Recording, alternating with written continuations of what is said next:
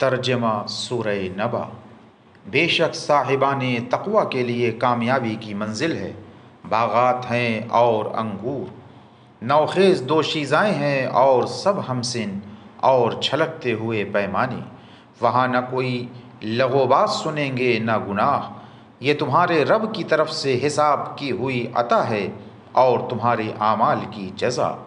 वह आसमान व ज़मीन और उनके माबैन का परवरदिगार रहमान है, जिसके सामने किसी को बात करने का यारा नहीं है।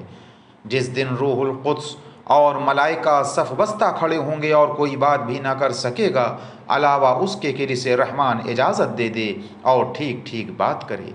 यही बरहक दिन है, तो जिसका जी चाहे अपने रब की तरफ ठिकाना बना ले।